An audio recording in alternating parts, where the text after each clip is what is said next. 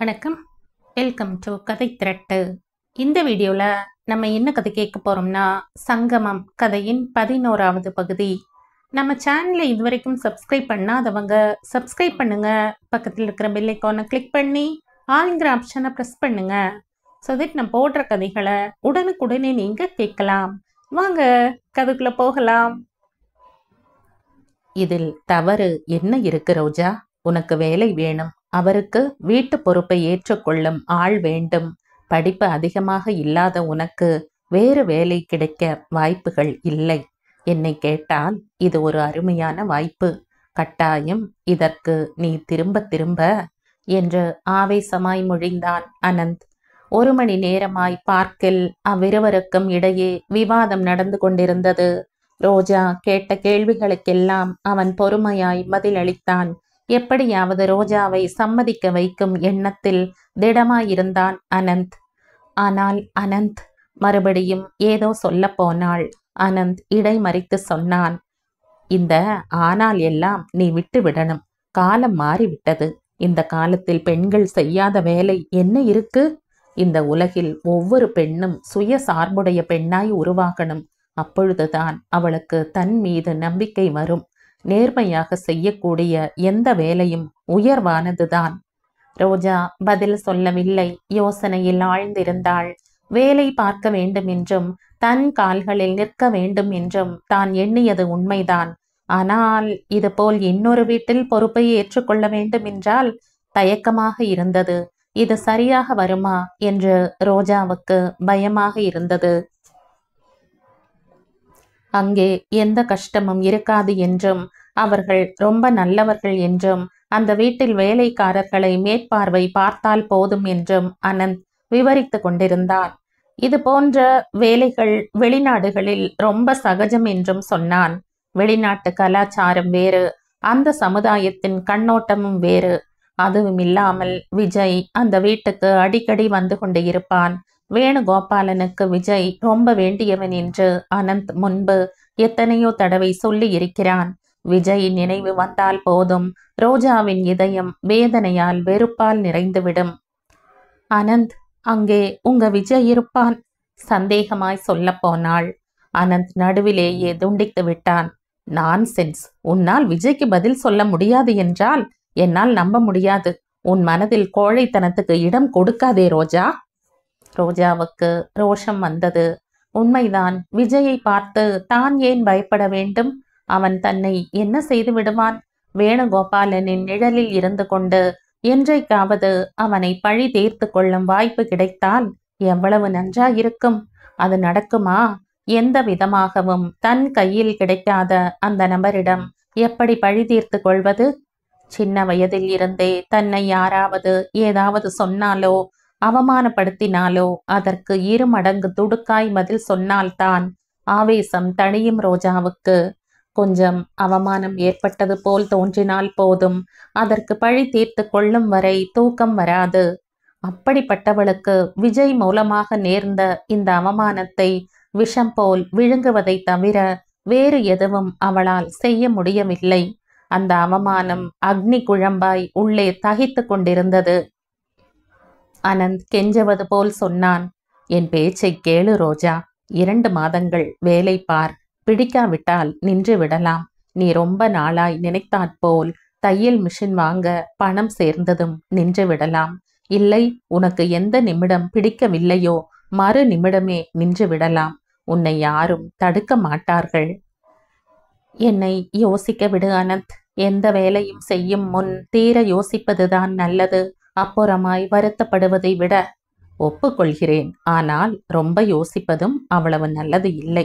சில சமயம் யோசிக்க யோசிக்க சந்தேகங்கள் வந்து கொண்டே இருக்கும்.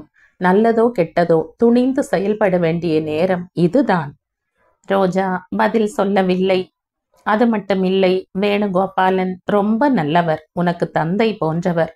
என் உத்தேசம் என்னவென்றால், தந்தையின் அன்புக்காக ஏங்கும் நீ அவரிடம். அனந்த். ரோஜா கோபத்தில் சிவந்துவிட்ட கண்களுடன் திரும்பி பார்த்தாள். கூர்மையான அந்த பார்வையில் வேதனையும் வெறுப்பும் போட்டியிட்டன. அனந்த், தயவு செய்து இனி எப்போதும் தந்தை என்ற வார்த்தையை சொல்லாதே. இந்த உலகில் நான் வெறுக்கும் ஒரே வார்த்தை தந்தை. எங்கள் நலனை பற்றி அக்கறை இல்லாமல் ஓடிவிட்ட அந்த நபரை நினைத்தாலே எனக்கு வெறுப்பாயிருக்கும். அனந்த், எதை வேணுமானாலும் நான் பொறுத்து கொள்வேன். ஆனால் தம் பொறுப்பை மறந்துவிட்ட நபர்களின் நிழலை கூட பொறுக்க மாட்டேன். அவரிடம் எனக்கு கொஞ்சம் கூட மதிப்பு கிடையாது. என்றும் இல்லாத விதமாய் ரோஜாவின் பேச்சில் தென்பட்ட வெறுப்பை, தீவிரத்தை கவனித்த அனந்த் ஆச்சரியப்பட்டான். எனக்கு சாத்தியமாகாதே தவிர என்னால் முடிந்தால் அந்த இருவருக்கு மட்டும் நல்லா பாடம் புகட்ட எண்ணுகிறேன். யார் அவங்க? ஒன்று, என் பிறப்புக்கு காரணமான என் தந்தை. அவருடைய பொறுப்பற்ற செயலுக்கு என் வாழ்க்கையும் செந்துவின் வாழ்க்கையும் பலியாகிவிட்டன. இரண்டாவது நபர், அது அது வந்து யாரு ரோஜா? விஜய். நாக்கின் நுனி வரை வந்த வார்த்தை அங்கேயே நின்றுவிட்டது. நான் இல்லையே. பயந்து விட்டவன் போல பார்த்தான் அனந்த். அவன் கேட்ட விதத்தை பார்த்து ரோஜா சிரித்து விட்டாள். இல்லை, நல்ல வேளை, தப்பிச்சேன். நான் வெறுத்தால் உன்னால் வாழ முடியாதா அனந்த்? ஒரு நிமிடம் கூட என்னால் உயிருடன் இருக்க முடியாது. உனக்கு அந்த பயம் வேண்டாம். அந்த ஆபத்தை உனக்கு என்றுமே வர விடமாட்டேன். அனந்தின் முகம் மலர்ந்தது. எனக்கு தெரியும் ரோஜா. ரோஜா அவனை அன்புடன் பார்த்து கொண்டே சொன்னாள். அனந்த், கடவுள் ரொம்ப கருணை உள்ளவர். செந்து என்னை விட்டு பிரிந்த இந்த சூழ்நிலையில் அவனிடம் எனக்கு கிடைக்கும் அன்பும் நெருக்கமும் உன்னிடம் நிறையவே கிடைக்கும் விதமாய் செய்து விட்டார். அதற்கு நான் நன்றியை தெரிவிக்கணும். சிரித்து கொண்டிருந்த அனந்தின் முகம் கருத்து விட்டது. ரோஜா, உன்னிடம் இதுவரை 1000 தடவை சொல்லி இருக்கிறேன். செந்துவுடன் சமமாய் என்னை பாவிக்க வேண்டாம் என்று. நான் உன்னை விட 4 ஆண்டுகள் பெரியவன். அதை மறந்து விடாதே. வயதில் பெரியவனாயிருக்கலாம். ஆனால் மனதளவில் பார்த்தால் என்னை விட 8 வயது சின்ன பையனாய் தென்படுகிறாய் என் கண்களுக்கு. நாம் அசல் பிரச்சனையை மறந்துவிட்டு வேறு வழியில் போய்கொண்டிருக்கிறோம். கடிகாரத்தை பார்த்து கொண்டே அனந்த் சொன்னான். இங்கு வந்து 2 மணி நேரம் ஆகிவிட்டது. இத்தனை பேசிய பிறகும் ஒரு முடிவுக்கு வரவில்லை. என்னை என்ன செய்ய சொல்கிறாய்? பழையபடி ஆகிவிட்டாள் ரோஜா. மறு பேச்சு பேசாமல் நான் சொன்னதற்கு ஒத்துக்கொள். சரி, சம்மதிக்கிறேன். ஆனால் வீட்டில் சொல்லி அவர்கள் சம்மதம் கொடுத்தால்தான் உறுதியாக சொல்ல முடியும்.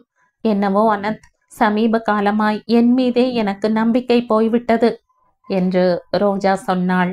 அதான் என் மீது நம்பிக்கை வைத்து நான் சொல்வது போல் செயல்படு என்கிறேன். குருடனுக்கு குடிகாரன் வழிகாட்டுவது போல்தான் என்று ரோஜா கலகலவென்று சிரித்தாள். அன்று இரவு அனந்த் சொன்ன விஷயத்தை வீட்டில் சொன்னாள் ரோஜா. சாவித்திரி ஒப்புக்கொள்ளவில்லை. ரோஜா அந்த வேலைக்கு போனால் தான் ஏதாவது குளமோ குட்டையோ பார்த்து கொள்வதாக மிரட்டினாள். சம்பளத்தை பற்றி கேட்டதும் சுந்தரியின் மனம் தளர்ந்து விட்டது. அவ்வளவு சம்பளம் ஏன் தருகிறார்கள் என்ற சந்தேகம் வந்தாலும் சுயநலமும் பணத்தின் தேவையும் சந்தேகத்தை அடக்கிவிட்டதோடு வாயையும் மூட வைத்தன. சங்கரன் மட்டும் உடனே ஒப்புக்கொண்டதோடு தங்கையை அதட்டினார். நாம் அவளுக்கு கல்யாணம் செய்து வைக்கும் நிலையில் இல்லை. வயது வந்த பெண். ஏதாவது வேலையில் ஈடுபட்டால்தான் நல்லது. அவளுக்கு நல்லது கெட்டது தெரியும். நம்மை விட ஜாக்கிரதையாக இருப்பாள். போய் வரட்டும். அன்றிரவு சங்கரன் டிராமா கம்பெனியுடன் கிளம்பி கொண்டிருந்தார். திரும்பி வர 1 மாதம் ஆகலாம்.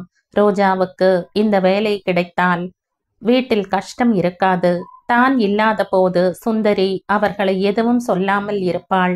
ரோஜா கொண்டு வரும் வருமானம் சுந்தரியின் வாயை அடைத்துவிடும் என்று அவருக்கு தெரியும். இரவு எல்லோரும் உறங்கிய பிறகு ரோஜா ஜன்னலில் உட்கார்ந்து கொண்டு தான் செய்ய போகும் வேலையை பற்றி மறுபடியும் யோசித்து பார்த்தாள். அனந்த் சொல்வது போல் அந்த வீட்டில் வேறு ஆண்கள் இல்லாததால் தனக்கு எந்த ஆபத்தும் இருக்காது. வேலையும் அதிகம் இல்லை. தேவை ஏற்பட்டால் வேலை செய்யவும் தான் தயங்குகிறவள் இல்லை. தன் வயது ஒத்த லாவண்யாவுடன் நட்பு ஏற்பட்டால் தன்னுடைய தனிமையும் நீங்கும். கட்டு மீறி ஓடும் மனதுக்கு கடிவாளம் ஏற்படும். வாய் பேச முடியாத ராதைக்கு படிப்பு சொல்லித் தரலாம். வேணுகோபாலனை நினைக்கும் போது ரோஜாவுக்கு மதிப்புடன் கூடிய எண்ணம் ஏற்பட்டது. அவருடைய நிழலில் தனக்கு அமைதி கிடைக்கலாம். ஒருவேளை தனக்கு பிடிக்காவிட்டால் தையல் மிஷின் வாங்குவதற்கு பணம் சேர்ந்ததும் வெளியில் வந்து விடலாம். ரோஜாவின் மனம் ஒரு முடிவுக்கு வந்துவிட்டது. உனக்கு எந்த பயமும் வேண்டாம் ரோஜா, அவர்களும் நம்மை போன்றவர்கள்தான். லாவண்யா ரொம்பவும் கலகலப்பானவள். 5 நிமிஷம் பேசினால் போதும் சிநேகிதியாகி விடுவாள். ராதையை பார்த்தால் நீ விடவே மாட்டாய். பேசத்தான் முடியாதே தவிர ரொம்ப கெட்டிக்காரி. வேணுகோபாலனின் வீட்டுக்கு போகும் வழியில் டாக்ஸியில் அனந்த் ரோஜாவுக்கு தைரியம் அளித்துக் கொண்டிருந்தான். நினைத்ததை சாதித்து விட்டோம் என்ற பெருமை அவன் கண்களில் மின்னிக் கொண்டிருந்தது. ரொம்ப மகிழ்ச்சியாக இருந்தான். ரோஜா தைரியமாக இருக்க முயற்சித்தாள். உண்மையை சொல்ல வேண்டுமென்றால் அவளுக்கு துளி கூட மகிழ்ச்சியாக இல்லை. பணம் படைத்தவர்கள் இல்லாதவர்களை எப்படி தாழ்வாய் பார்ப்பார்கள் என்பதை அவள் அறியாதவள் இல்லை. என்னதான் அனந்த் உத்தியோகம் என்று பெயர் வைத்தாலும் அந்த வீட்டிற்கு வேலைக்காரியாய்த்தான் போகிறாள். எந்த பெண்ணின் வாழ்க்கையிலும் இப்படிப்பட்ட திருப்பங்கள் இருக்கக்கூடாது. இயற்கையே சதி செய்து தன்னை இப்படி வேலை பார்ப்பதற்கு தள்ளுவது போல் ரோஜாவுக்கு தோன்றியது. டாக்ஸி வீட்டை நெருங்கிக் கொண்டிருந்தது. அனந்த் ரோஜாவின் கையை பற்றி தைரியம் அளிப்பது போல் லேசாக அழுத்தினான். ரோஜாவிடம் எந்த மாற்றமும் தென்படவில்லை. அந்த ஸ்பரிசம் அவளை எந்த விதமாகவும் பாதித்ததாக தெரியவில்லை. வீட்டின் முன் டாக்ஸி வந்து நின்றது. வெளியில் நின்று பேசிக் கொண்டிருந்த வேலைக்காரர்கள் இருவர் அனந்தை பார்த்ததும் பேச்சை நிறுத்திவிட்டு வணக்கம் தெரிவித்தார்கள். அவர்களை தாண்டி வந்ததும் அனந்த் சொன்னான், வெள்ளை பேண்ட் ஷர்ட் போட்டுக்கொண்டு இருப்பவன்தான் டிரைவர். பெயர் ராமு. ரொம்ப நல்லவன். பனியன் வேஷ்டியில் இருந்தவன் சமையல்காரன். புது ஆள்.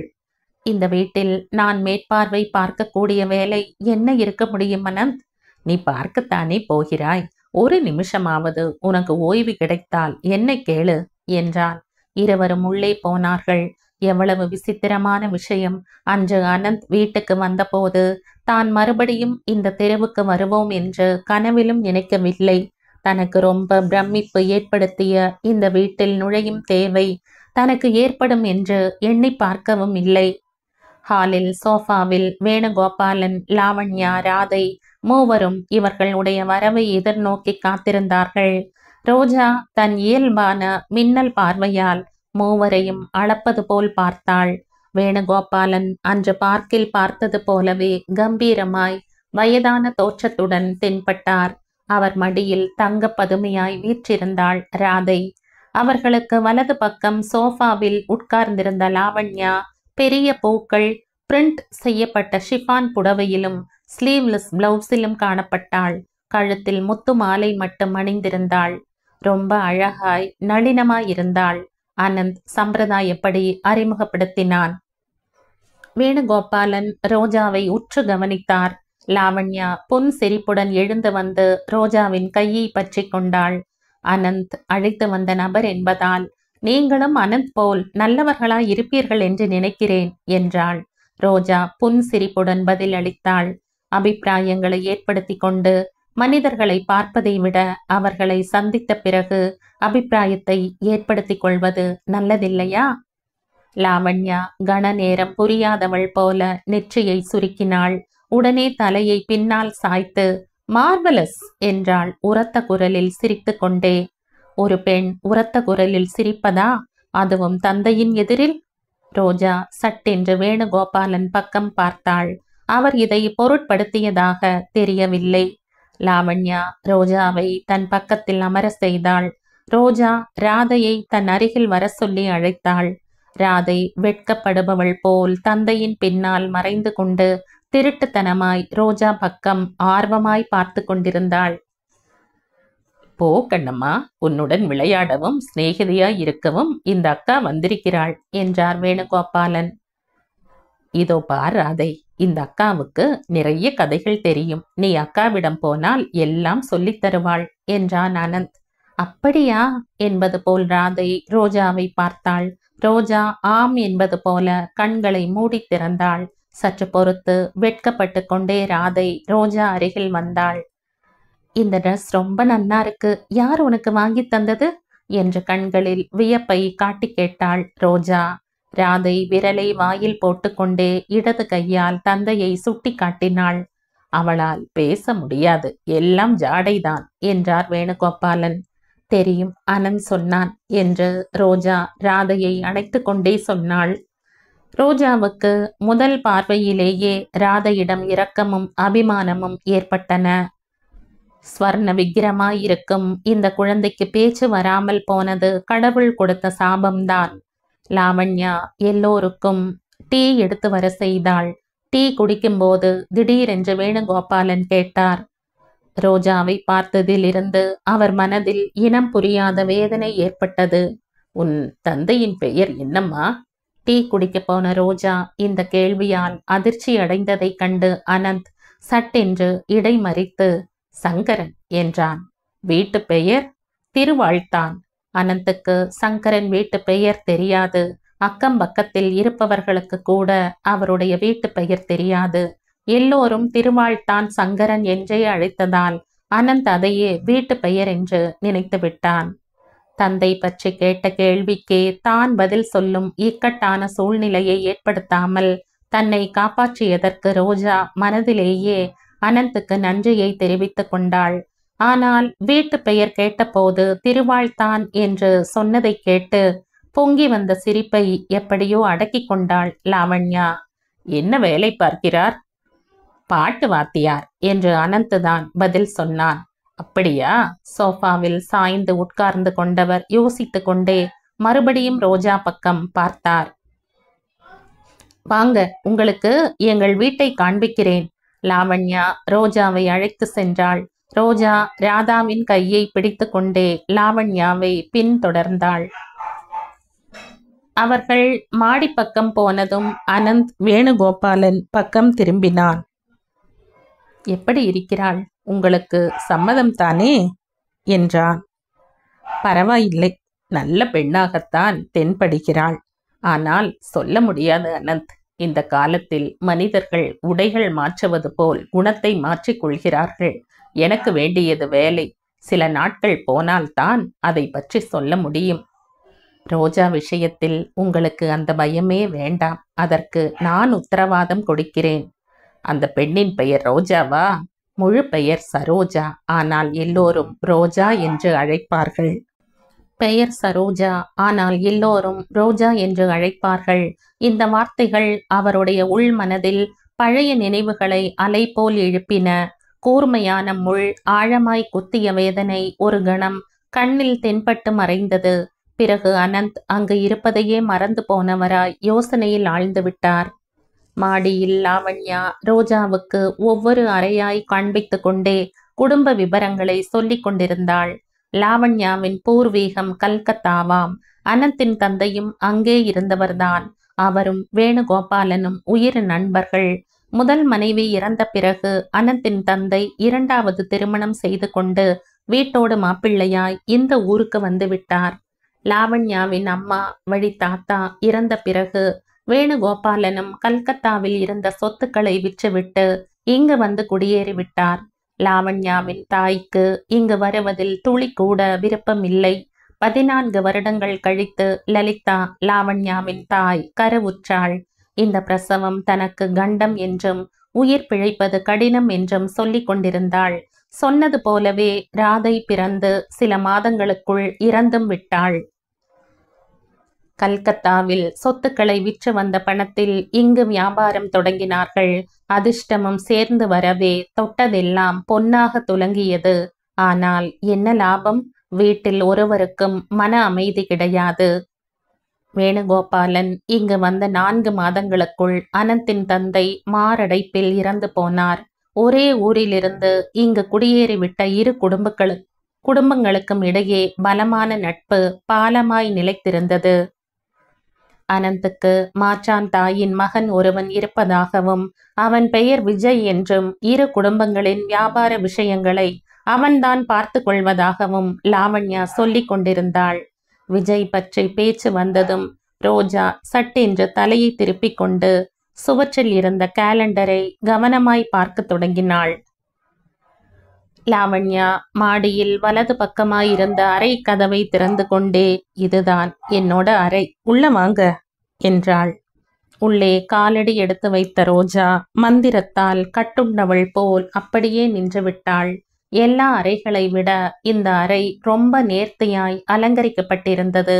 விலை உயர்ந்த கட்டில், மெத்தை, ஜன்னலில் திரை சீலைகள், கட்டில் அருகில் ரோஸ் வுட் மேஜை, அதன் மீது இருந்த ஃப்ளவர் வாஷ் எல்லாமே மிக அழகாய் அந்த வீட்டு ஐஸ்வர்யத்தை பறை சாற்றுவது போல் இருந்தன. இந்த அறையும் என்னை போலவே அழகானது, ஆனால் வெறுமை நிறைந்தது. இந்த அறையில் படுத்துக்கொண்டு சில சமயம் நான் எவ்வளவு தனிமை அனுபவித்துக் கொண்டிருக்கிறேன் என்பது அந்த கதவுகளுக்குத்தான் தெரியும். ஜன்னல் திரை சீலையை ஒரு பக்கமாய் நகர்த்தி கொண்டே லாவண்யா சொன்னாள். ரோஜா ஜன்னல் வழியாய் கீழே எட்டி பார்த்தாள். அங்கிருந்து பார்த்தால் கீழே பார்டர் போல் வளர்க்கப்பட்ட பூச்செடிகளும் புல்வெளியும் தெரிந்தன. லாவண்யா ரோஜா அருகில் வந்து கைகளை பற்றி கொண்டே, உங்களுக்கு இந்த வீடு பிடிக்கவில்லை என்றும் இந்த வேலை வேண்டாம் என்றும் சொல்ல மாட்டீர்களே என்றாள். ரோஜா சட்டென்று தலையை திருப்பி லாவண்யாவை பார்த்தாள். உங்களை பார்த்ததுமே எனக்காகத்தான் வந்தால் போல் தோன்றுகிறது.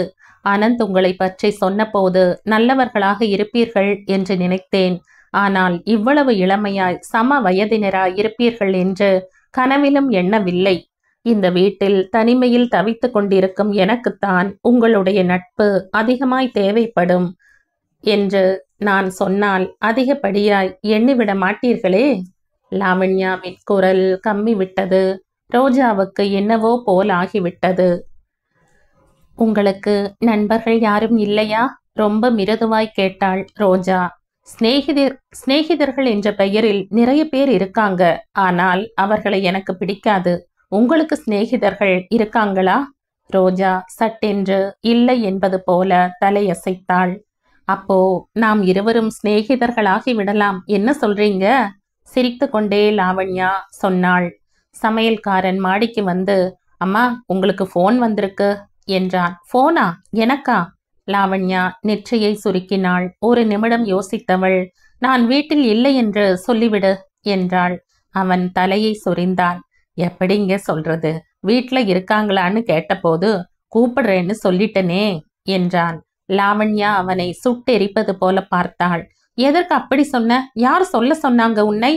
அவன் கலவரம் அடைந்து விட்டான். எனக்கு என்னம்மா தெரியும், அவசரமாய் பேசணும்னு அவர் சொன்னதால முணுமுணுப்பது போல சொன்னான். இனி எப்போதும் அப்படி சொல்லாதே. நீ புது ஆளா இருப்பதால் இந்த தடவை விட்டு விடுகிறேன். இனிமேல் யாராவது போன் செய்தால் எனக்கு தெரியாது, இருக்காங்களான்னு பார்த்து சொல்றேன், உங்க பெயர் என்ன என்று கேட்டு தெரிந்து கொண்டு வந்து சொல்லணும், புரிந்ததா? ஆணையிடுவது போல சொன்னாள் லாவண்யா. புரிந்து விட்டாற் போல தலையசைத்தான் சமையல்காரன். அது சரி, இப்போ போன் செய்தது யாரு? பெயரை கேட்டு கொண்டாயா? யாரோ ஜேம்ஸ்னு சொன்னாங்க. பயந்து பதில் அளித்தான். ஜேம்ஸா? லாவண்யாவின் முகம் மலர்ந்து விட்டது. இதை முதலிலேயே சொல்லி தொலைப்பதற்கு என்ன? தோ பார், இந்த ஜேம்ஸ் என்பவர் அழைத்தால் மட்டும் என்னை உடனே வந்து கூப்பிடு. வீட்டில் இல்லாவிட்டால் இல்லைன்னு உண்மையை சொல்லிடு, தெரிந்ததா? மறந்துவிடக் கூடாது. இந்த வீட்டில் வேலைக்காரர்களுக்கு மறதியும் சோம்பேறித்தனமும் இருக்கக்கூடாது என்றவள் ரோஜா பக்கம் திரும்பி, நீங்க இங்கேயே இருங்க, நான் இப்பவே பேசிட்டு வந்து விடுவேன், ரொம்ப முக்கியமான விஷயம் பேசணும் என சொல்லிவிட்டு கீழே ஓடினாள்.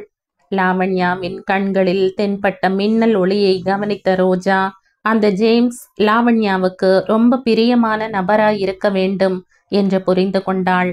லாவண்யா போன பிறகு ரோஜா அந்த அறையை மற்றொரு முறை பார்வையிட்டாள். இந்த வீட்டில் எங்கு பார்த்தாலும் ஐஸ்வர்யம் தாண்டவம் ஆடுகிறது. வேஸ்ட் பேப்பர் கூடை கூட உசத்தியாய் விலை உயர்ந்ததாய் இருக்கிறது. இந்த நாட்டில் பணம் இல்லை என்று சொல்கிறவர்கள் எல்லாம் முட்டாள்கள். பணம் இருக்கிறது. பணக்காரர்களிடம் பணம் சேர்ந்து போகிறது. இல்லாதவர்களிடம் ஒரு பைசா சேராது. தன் யோசனைகளை கண்டு வெட்கினாள் ரோஜா. இருக்கிறவர்களை கண்டு பொறாமைப்படுவானேன்? அவரவர் அதிர்ஷ்டம் அவரவர்களுக்கு. ஒரு நிமிஷத்தில் வருவதாய் சொன்ன லாவண்யா கிட்டத்தட்ட அரை மணி நேரம் கழித்துத்தான் வந்தாள். ஓ, ஐம் சாரி, ரொம்ப நேரமாகிவிட்டது. நீங்கள் தவறாக நினைத்து கொள்ளவில்லையே? சிவந்து விட்ட கன்னங்களும் மின்னல் ஒளி வீசும் கண்களுமாய் லாவண்யா உள்ளே வந்தாள். பரவாயில்லை என்றாள் ரோஜா. அந்த ஜேம்ஸ் யாரோ என்ன பேசினானோ லாவண்யாவின் கண்கள் நட்சத்திரங்களாய் ஜொலித்தன. ரோஜாவுக்கு இன்னொரு விஷயமும் புரிந்தது. லாவண்யாவின் இந்த சரளமான பாவம் சிநேகிதர்களுக்கு மட்டும்தான் சொந்தம். வேலைக்காரர்களிடம் எப்படி கடினமாய் நடந்து கொள்வாள் என்றும், பேச்சில் எவ்வளவு அதிகாரம் கொடி கட்டி பறக்கும் என்றும் சற்று முன் சமையல்காரனை கடிந்து கொண்டதிலிருந்தே புரிந்து கொண்டு விட்டாள். 2 வாரங்கள் பறந்துவிட்டன. ரோஜாவின் அன்றாட வாழ்க்கையில் திடீரென்று நினைத்தும் பார்த்திராத மாற்றம் ஏற்பட்டது. மலையில் இருந்து உருண்டு வந்து கொண்டிருந்த கல் ஒன்று அதல பாதாளத்தில் விழுந்து விடாமல் திடீரென்று நிலைத்து நின்று விட்டாற்போல தோன்றியது. வாழ்க்கையில் ஒரு பற்றுக்கோல் கிடைத்த நிம்மதி ஏற்பட்டது. மன ரீதியாய் அமைதி இல்லாதவர்கள் எந்நேரமும் வேலையில் ஈடுபட்டு விட்டால் வேதனையில் இருந்து கொஞ்சமாவது விடுதலை பெற முடியும் என்பதை ரோஜா உணர்ந்து கொண்டாள். ரோஜாவுக்கு இப்போது எல்லாம் தேவையில்லாத யோசனைகள் வருவதில்லை. எதிர்காலத்தை பற்றி கவலைப்படவோ பயப்படவோ நேரமே இருப்பதில்லை. காலையில் எழுந்ததும் குளித்து தயாராகி வேணுகோபாலன் வீட்டுக்கு வந்தாளானால் மாலை வீட்டுக்கு போகும் வரை நேரம் போவதே தெரியாது. லாவண்யா ரோஜாவுடன் ரொம்ப சகஜமாய் நட்புணர்வுடன் பழகி வந்தாள். வெகு விரைவிலேயே குடும்பத்தில் ஒரு நபராய் எல்லோருக்கும் பிரியமானவளாய் ரோஜா மாறிவிட்டாள். ரோஜா வேலையில் சேர்ந்திருக்கிறாள் என்று தெரிந்ததும் அக்கம் பக்கத்தில் இருப்பவர்கள் 1000 கேள்விகளால் சுந்தரியை துளைத்தெடுத்தார்கள். சுந்தரி சம்பளத்தை பற்றி சொன்னாலே தவிர வேலையை பற்றி சொல்லவில்லை. ஏதோ எழுதுற வேலையாம், எழுதி எழுதி கை வலிக்குதுன்னு புலம்புகிறாள். சுந்தரியின் குரலில் பாசம் பொங்கி வழிந்தது. கேட்டவர்கள் ஒருவர் முகத்தை ஒருவர் பார்த்து கொண்டார்கள். ரோஜாவின் வேலை பற்றி அவர்களே ரகரகமாய் யூகித்து கொண்டு பிரசங்கம் செய்ய தொடங்கினார்கள். ரோஜா எதையுமே பொருட்படுத்தவில்லை. நேர்மையாய் சம்பாதிக்க வழி வகுக்கும் எந்த வேலையும் சிறப்பானதுதான் என்பதில் ரோஜா அசைக்க முடியாத நம்பிக்கை வைத்திருந்தாள். வேணுகோபாலன் வீட்டில் ரோஜாவுக்கு ரொம்ப வேலை இருப்பதாகவும் சொல்ல முடியாது. சாப்பாடு முடியும் வரை கொஞ்சம் வேலை இருக்கும். பிறகு மாலை வரை ஓய்வுதான். மதிய சாப்பாடு முடிந்ததும் வேணுகோபாலன் ஓய்வு எடுத்துக்கொள்வார். அந்த நேரத்தில் வீடு அமைதியாக இருக்கும். மாடியில் லாவண்யாவும் ரோஜாவும் பேசியபடியே பொழுதை கழிப்பார்கள். பெரும்பாலும் லாவண்யாதான் பேசுவாள். தன் சிறு வயதில் நடந்த நிகழ்ச்சிகள் பற்றி, தாயை பற்றி ஏதாவது சொல்வாள். ரோஜா அறையை ஒழித்து வைத்து கொண்டே கவனமாய் கேட்டுக்கொள்வாள். லாவண்யாவுடன் இருப்பதை விட ராதையுடன் இருப்பது ரோஜாவுக்கு ரொம்ப பிடிக்கும். அவளுக்கு படிப்பு சொல்லித் தருவதும் அவளுடன் விளையாடுவதும் புதிய அனுபவமாய் மகிழ்ச்சியும் நிறைவும் தருவதாயிருந்தது. வாயால் பேச முடியாவிட்டாலும் செயல்களால் கண்களால் தன் எண்ணங்களை வெளியிடுவாள் ராதை. தான் சொல்லித்தரும் விஷயங்களை கற்றுக்கொள்ள அவள் காட்டும் ஆர்வத்தையும் துடிப்பையும் பார்க்கும்போது ரோஜாவின் மனம் நெகிழ்ந்துவிடும். வந்த சில நாட்களுக்குள்ளேயே லாவண்யாவுக்கும் அவள் தந்தை வேணுகோபாலனுக்கும் இடையே பாச பிணைப்பு இல்லாதிருப்பதை புரிந்து கொண்டாள் ரோஜா.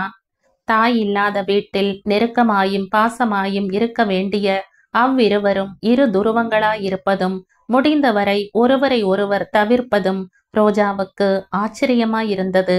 லாவண்யாவுக்கு தந்தையிடம் மதிப்போ மரியாதையோ கிடையாது. அவருக்கு மகளிடம் அன்பும் ஆதரவும் இருக்கோ இல்லையோ, அந்த கடவுளுக்குத்தான் வெளிச்சம். ஆனால் சின்ன மகளிடம் பேசும்போது தென்படும் மென்மை உரிமை பெரிய மகளிடம் பேசும்போது கொஞ்சம் கூட இருக்காது.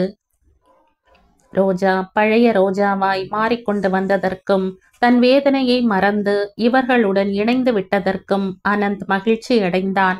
நினைத்ததை சாதித்து விட்டோம் என்ற திருப்தி அவனுக்கு ஏற்பட்டது. ரோஜா இங்கு வந்து 4-5 நாட்களுக்குள் வேணுகோபாலனின் உடல்நிலை ரொம்ப முடியாமல் போய்விட்டது. கிட்டத்தட்ட மரணத்தின் விளிம்பை தொட்டுவிட்டு மீண்டு வந்தார் என்று சொல்ல வேண்டும். அதை பற்றி நினைக்கும் போதெல்லாம் ரோஜாவுக்கு முதுகுத்தண்டில் சிலிர்க்கும். அன்று மாலை லாவண்யா கிளப்புக்கு சென்றிருந்தாள். வேணுகோபாலன் தோட்டத்தில் புல்வெளியில் ஈசி சேரில் சாய்ந்திருந்தார். ராதை அவருக்கு எதிரே தரையில் உட்கார்ந்து ரோஜா கற்றுக் கொடுத்த பாடத்தை எழுதி கொண்டிருந்தாள். ரோஜா சாத்துக்குடி ஜூஸையும் மருந்தையும் கொண்டு வந்து கொடுத்தாள். அவர் அதை பருகிக் கொண்டு இருக்கும்போது ரோஜா ராதையின் பக்கத்தில் அமர்ந்து அவள் எழுதுவதை கவனிக்கத் தொடங்கினாள். மாலை செடிகளுக்கு நீர் பாய்ச்சி இருந்ததனால் குளிர்ந்த காற்று வீசிக்கொண்டிருந்தது. சூழ்நிலையே ரம்யமாய் களைப்பை நீக்குவதாயிருந்தது. சாத்துக்குடி ஜூஸை பருகி கொண்டிருந்த வேணுகோபாலன் ரோஜாவிடம் அவளுடைய தந்தையை மறுநாள் அழைத்து வரும்படி சொன்னார். இதற்கு முன்பும் 2-3 தடவை தந்தையை பற்றிய பேச்சு வந்ததும் ரோஜா ஏதோ வேலை இருப்பது போல பதில் சொல்லாமல் நகர்ந்து போய்விட்டாள். ஆனால் வீட்டுக்கு போன பிறகு ரோஜாவுக்கு எப்படியோ இருந்தது. உண்மையை சொல்லாமல் அனந்த் ஏன் இப்படி சொன்னான் என்று ரோஜாவுக்கு புரியவில்லை. அதனால் ரோஜா இன்று அவரிடம் உண்மையை சொல்லிவிட்டாள். தனக்கு தந்தை இல்லை என்றும் தாய் மாமாவிடம் வளர்ந்து வருவதாகவும் வீட்டு விவரங்களை ஓரளவு சொல்லிவிட்டாள். ஜூஸ் குடித்து கொண்டிருந்த வேணுகோபாலன் அப்படியே நிறுத்திவிட்டு டம்ளரை எதிரே இருந்த முக்காலி மீது வைத்து விட்டார். ரோஜாவின் தாயார் பெயரையும் தாய் மாமன் பெயரையும் கேட்டார். ராதை எழுதியதை சரி பார்த்து கொண்டிருந்த ரோஜா தலையை உயர்த்தாமலே அவர் கேள்விகளுக்கு பதில் அளித்தாள். அதனால் அவர் முகத்தில் ஏற்பட்ட உணர்ச்சி மாறுதல்களை அவள் கவனிக்கவில்லை. வேணுகோபாலனின் முகம் வெளிரிப்போய் உடல் முழுவதும் வியர்த்து கொட்டியது. உடல் நடுங்க தொடங்கியது. திடீரென்று மூச்சு விட சிரமப்பட்டு கொண்டே ரோஜா என்று ஆயாசமாய் அழைத்தவர் 2 கரங்களையும் நீட்டினார். அந்த குரலை கேட்டு திடுக்கிட்டு தலையை உயர்த்தி பார்த்த ரோஜா திக் பிரமையடைந்தவளாய் அப்படியே பார்த்து கொண்டிருந்தாள். அந்த நிமிஷம் அவர் கண்களில் தென்பட்ட உணர்ச்சி எப்போதும் மறக்க முடியாதது போல் இருந்தது. ரோஜா பதட்டத்துடன் எழுந்து அவர் அருகில் வந்தாள். என்ன ஆச்சு, என்ன செய்கிறது என்று கலவரமாய் கேட்டாள். அவர் தலை உயர்த்தி ரோஜா பக்கம் பார்த்தார். வெள்ளத்தில் சிக்கிக் கொண்ட மனிதன் பற்றுக்கோல் கிடைக்காமல் தவிப்பது போல் இருந்தது அந்த பார்வை. அதிர்ஷ்டவசமாய் அனந்த் அந்த சமயத்தில் அங்கு வந்தான்.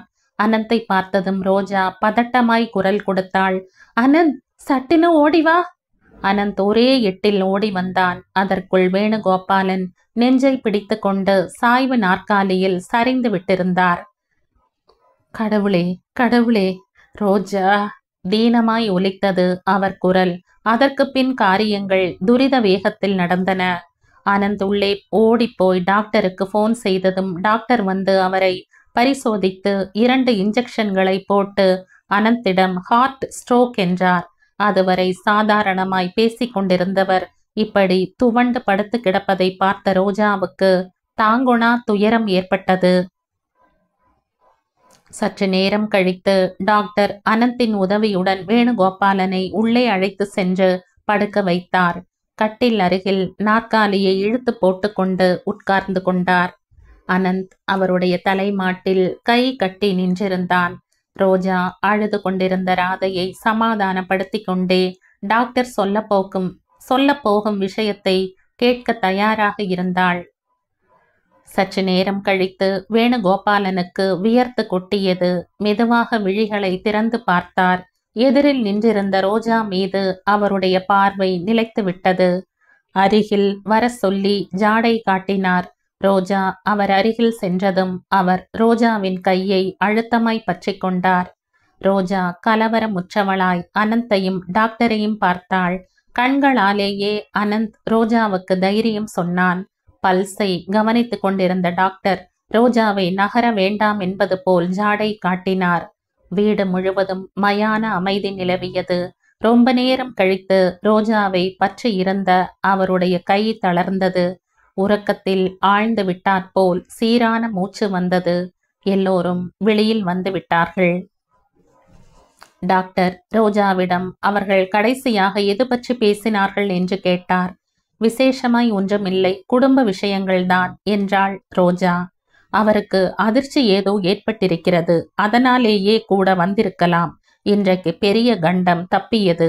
இன்னொரு முறை வந்தால் வார்த்தையை பாதியில் நிறுத்திவிட்டார் டாக்டர். போகும் முன் டாக்டர் ராதையின் கன்னத்தில் லேசாக தட்டிவிட்டு, உனக்காகத்தான் அவர் பிழைத்திருக்கிறார் என்று கூறி விடை பெற்று கொண்டார்.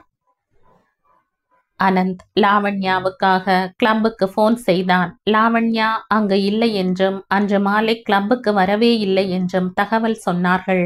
எங்கே போயிருப்பாள்? கிளப்புக்கு போவதா என்னிடம் சொன்னாளே என்றாள் ரோஜா. யாருக்கு தெரியும், சமீப காலமாய் லாவண்யாவின் போக்கே மூடு மந்திரமாய் இருக்கு. யோசனையில் ஆழ்ந்து போனவனாய் சொன்னான் அனந்த். அன்று இரவு லாவண்யா வரும் வரை தங்கிவிட்டாள் ரோஜா. லாவண்யா வந்ததும் அனந்த் நடந்ததை சுருக்கமாய் சொன்னான். லாவண்யா தந்தையின் அறைக்கு சென்று ஒரு முறை எட்டி பார்த்துவிட்டு ஒன்றுமே நடக்காதது போல் வெளியே வந்து விட்டாள். தந்தைக்கு அவ்வளவு சீரியஸாய் இருக்கும்போது லாவண்யா கொஞ்சம் கூட பதட்டப்படாதது ரோஜாவுக்கு என்னவோ போல் இருந்தது. ரொம்ப நேரமாகிவிட்டதால் அனந்த் ரோஜாவை வீடு வரை கொண்டு விடப் போனான். போகும்போது வழியில் ரோஜா அனந்திடம், எவ்வளவு பெரிய ஆபத்து தப்பிவிட்டது, நான் ரொம்ப பயந்து விட்டேன் என்றாள். அவள் குரலில் பதட்டம் தென்பட்டது. டாக்டர் சொன்னாரே, கிட்டத்தட்ட சாவை தொட்டுவிட்டு வந்தார் என்று. இதயம் பலவீனமாயிருந்தால் கொஞ்சம் கஷ்டம்தான். ராதையின் அதிர்ஷ்டம்தான் அவர் பிழைத்து கொண்டு விட்டார் என்றான் அனந்த். ராதையின் விஷயம் என்னவோ தெரியாது, நான் தான் அதிர்ஷ்டசாலி. ஏன் அப்படி சொல்கிறாய் ரோஜா? ஆமாம் அனந்த், நீ ஏற்படுத்தி கொடுத்த இந்த பிடிமானத்தை தான் நம்பி இருக்கிறேன். இன்று அவருக்கு ஏதாவது ஆகியிருந்தால்? ரோஜாவின் குரல் கம்மி விட்டது. ஆமாம், எனக்கு தோன்றவே இல்லை. சற்று நேரம் அவரவர் தம் யோசனைகளில் ஆழ்ந்து விட்டார்கள். ரோஜாவின் வீடு சமீபித்து கொண்டிருக்கும் போது அனந்த், ரோஜா, அவருக்கு வீட்டில் மன அமைதியே இல்லை. நீ முடிந்தவரை அவர் அமைதியாய் இருக்கும்படி செய்ய முயற்சி செய். கட்டாயம் அனந்த், அது என் கடமையாய் நினைக்கிறேன் என்று திடமாக சொன்னாள் ரோஜா.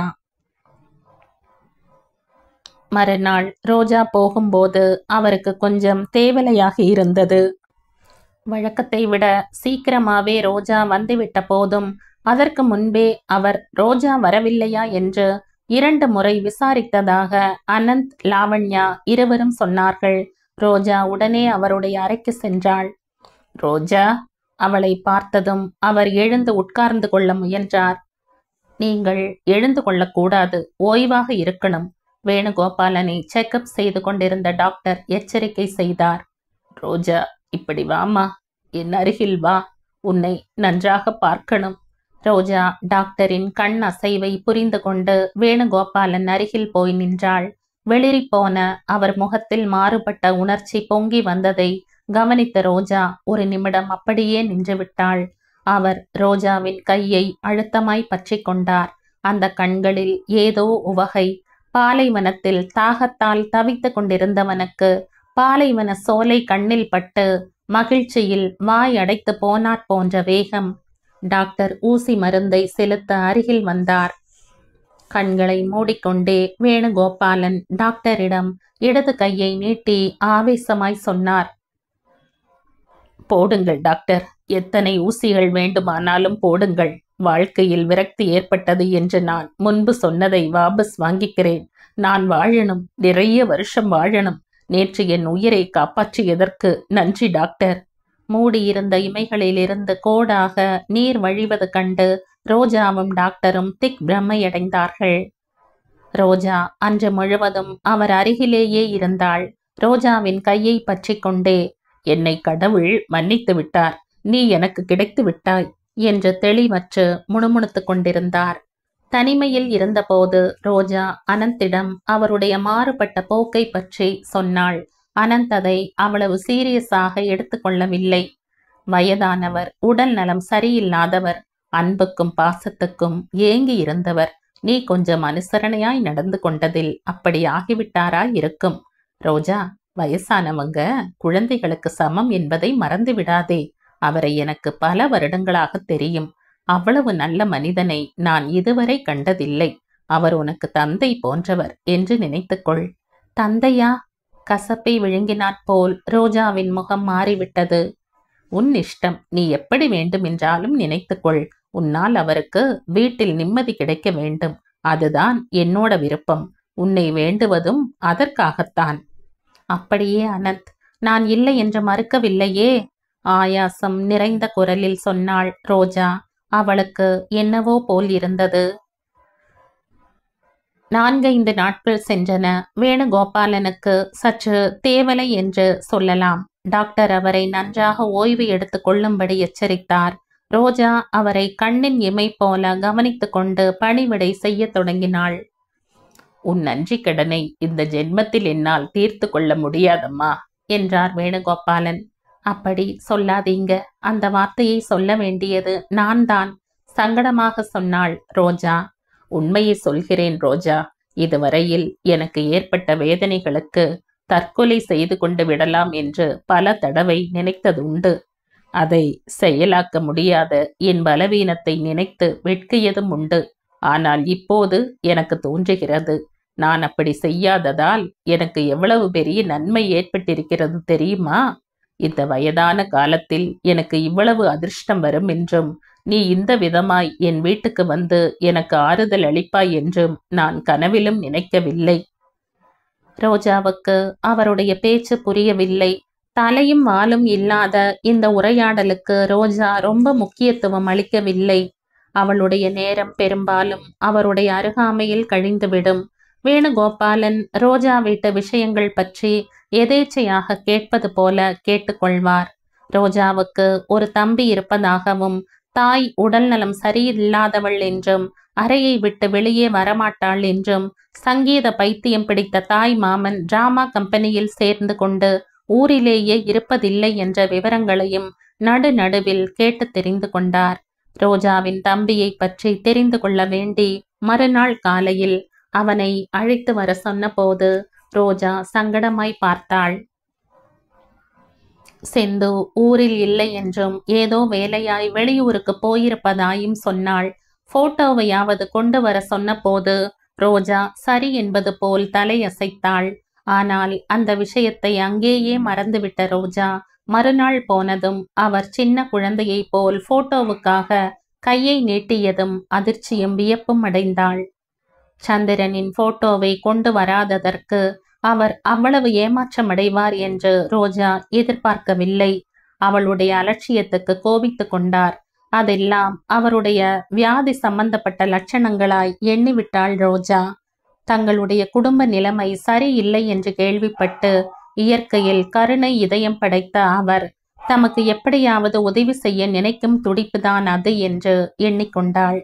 நெஞ்சு வலி வந்தவர்களுக்கு எது வந்தாலும் அதிகமாகத்தான் இருக்கும் என்று அனந்த் சொன்னான். அவருக்கு அன்று மதியம் லேசாக நெஞ்சுவலி வந்தது. டாக்டர் வந்து ஊசி போட்டுவிட்டு, நீங்கள் ஓய்வு எடுத்துக் கொள்ளாவிட்டால் பிரயோஜனம் இல்லை, மதிய நேரத்தில் நீங்கள் தூங்குவதில்லை என்று இந்த பெண் சொல்கிறாள். பின்னால் வருத்தப்பட்டு பிரயோஜனம் இல்லை, பிறகு உங்கள் இஷ்டம் என்றார். இந்த பெண்ணுடன் பேசிக் கொண்டிருப்பதே எனக்கு ஓய்வுதான் டாக்டர் என்றார் வேணுகோபாலன். டாக்டர் போகும் முன் ரோஜாவை தனியாக அழைத்து முடிந்தவரை நிறைய நேரம் அவர் தூங்கும் விதமாய் பார்த்து கொள்ள சொன்னார். ரோஜா டாக்டர் சொன்னபடியே நடந்து கொண்டாள். இன்னும் 2-3 நாட்கள் சென்றன. அவருடைய நிலைமை சீரடைய தொடங்கிற்று. அவருடைய பேச்சில் இருந்த விபரீதமான போக்கு குறைந்தாலும் ரோஜாவிடம் அன்பாய் உரிமையாய் இருக்கத் தொடங்கினார். சந்திரன் ஊரிலிருந்து வந்ததுமே அழைத்து வர சொல்லி ஒரு நாளுக்கு 3 தடவையாவது நினைவூட்டுவார். வீட்டிலும் ஓரளவுக்கு அமைதி நிலவியது.